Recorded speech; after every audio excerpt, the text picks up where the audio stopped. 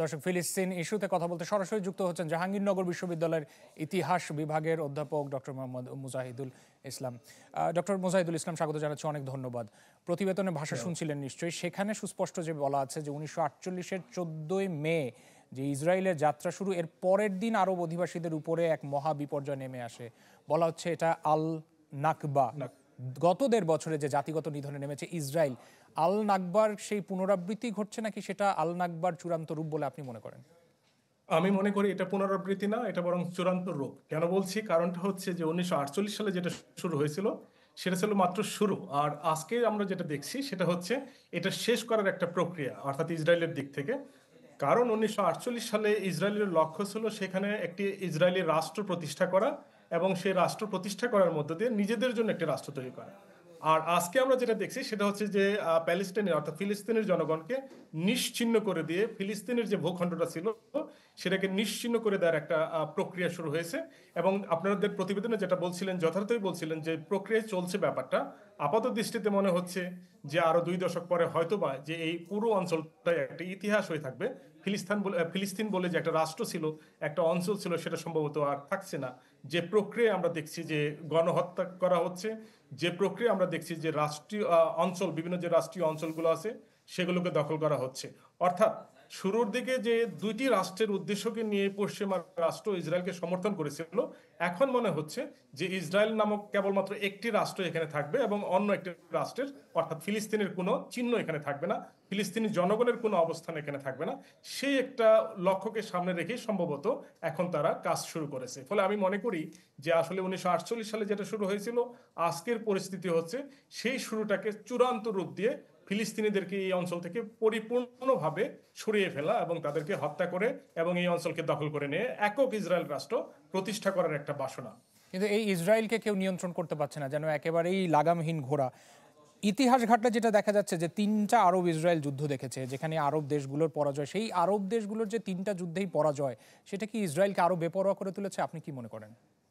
অবশ্যই, কারণটা হচ্ছে যে 1948 সালের যে যুদ্ধ, যখন ইসরায়েল এখানে এসে রাষ্ট্র ঘোষণা করলো, আমরা দেখি যে সঙ্গে সঙ্গে তাৎক্ষণিকভাবে আরবদের খুবই শক্তিশালী প্রতিক্রিয়া ছিল। অর্থাৎ সেই সময় আমরা দেখি যে 5টি আরব রাষ্ট্র সরাসরি ইসরায়েলের বিরুদ্ধে যুদ্ধ ঘোষণা করে এবং পরবর্তীতে আমরা দেখেছি যে 1948 সালের এই যুদ্ধের পরে আপনার 1956 সালে, 1967 সালে এবং পরে 1973 সালে ক্রমাগত মোট 4টি যুদ্ধ, এই 4টি যুদ্ধের প্রত্যেকটা যুদ্ধে কোনো না কোনো ভাবে প্রত্যক্ষ পরোক্ষভাবে আসলে আরব রাষ্ট্রগুলো ইসরায়েলের কাছে পরাজিত হয়েছে।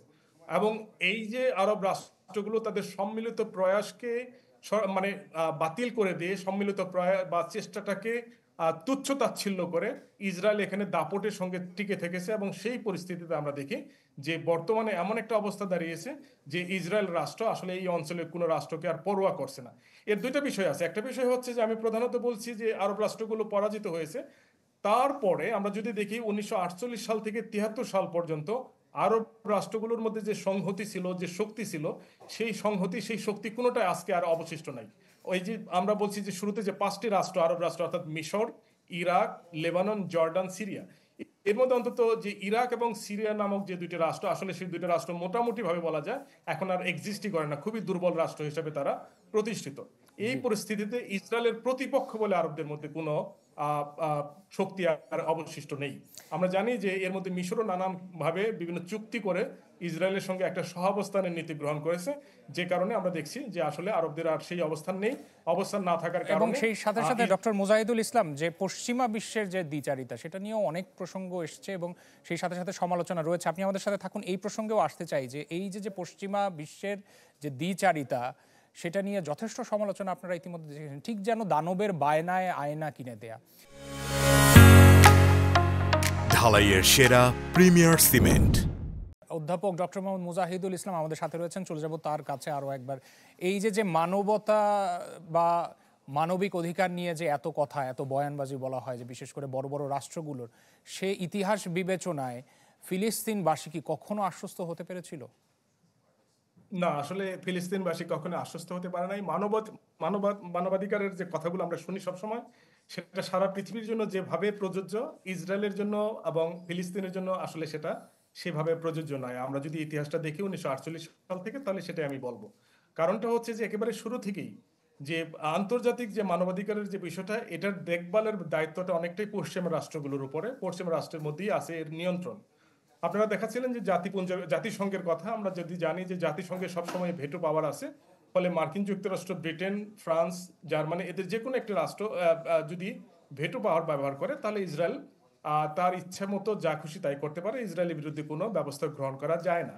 এবং আমরা জানি যে পশ্চিমা রাষ্ট্রের প্রত্যক্ষ সহযোগিতার মধ্য দিয়েই ইসরায়েল রাষ্ট্রটি তৈরি হয়েছিল, এবং পশ্চিমা রাষ্ট্রগুলোর প্রত্যক্ষ সহযোগিতার মধ্য দিয়েই এখনো ইসরায়েল রাষ্ট্রটা টিকে আছে। ফলে যে ইসরায়েল রাষ্ট্র তাদের যে ইন্টারেস্ট, সেই ইন্টারেস্ট পশ্চিমা রাষ্ট্রগুলো তাদের যে ইন্টারেস্ট, সেই ইন্টারেস্টের কারণে ইসরায়েলকে টিকিয়ে রেখেছেন। ফলে ইসরায়েল যা কিছু করতে চাচ্ছে সেটা মনে হচ্ছে যে তাদেরই ইচ্ছারই একটা প্রতিফলন। এবং আমি যদি বলি বিশেষ করে যে মার্কিন যুক্তরাষ্ট্রের সায় ছাড়া ইসরায়েল রাষ্ট্র একদিনও টিকতেও পারবেন না, টিকতে পারেও নাই, এবং তারা যা কিছু করছে সবকিছু প্রত্যক্ষভাবে মার্কিন যুক্তরাষ্ট্রের সহায়তা নিয়েই করেছে। আমরা দেখেছি যে 2023 সালের 7ই অক্টোবরের ঘটনার পরে নতুন করে যে সংঘর্ষ শুরু হয়, এর মধ্যে 50,000-এর উপরে প্যালেস্টাইনিদেরকে হত্যা করা হয়েছে। এই যে হত্যাযজ্ঞ আন্তর্জাতিকভাবে আমরা প্রতিনিয়ত টিভিতে দেখছি, বিভিন্নভাবে দেখতে পাচ্ছি, এর মধ্যে মার্কিন যুক্তরাষ্ট্রের প্রত্যক্ষ সহযোগিতা লক্ষণীয়, স্পষ্টত লক্ষণীয়। প্রথমে বাইডেন প্রশাসন পুরোপুরিভাবেই সহায়তা করেছিল নেতানিয়াহুকে, এবং আমরা এখন দেখছি যে ডোনাল্ড ট্রাম্প কিভাবে সরাসরি তিনি উৎসাহিত করছেন ইসরায়েলকে পরবর্তী আক্রমণ যাবার জন্য।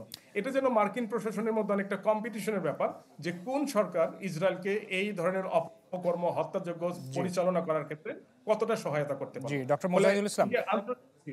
অনেক ধন্যবাদ আমাদেরকে সময় দেওয়ার জন্য। ডক্টর মোজাহিদুল ইসলামের সাথে কথা হচ্ছিল। ফিলিস্তিনি ইস্যুতে সরাসরি যুক্ত ছিলেন জাহাঙ্গীরনগর বিশ্ববিদ্যালয়ের ইতিহাস বিভাগের অধ্যাপক ডক্টর মোহাম্মদ মোজাহিদুল ইসলাম।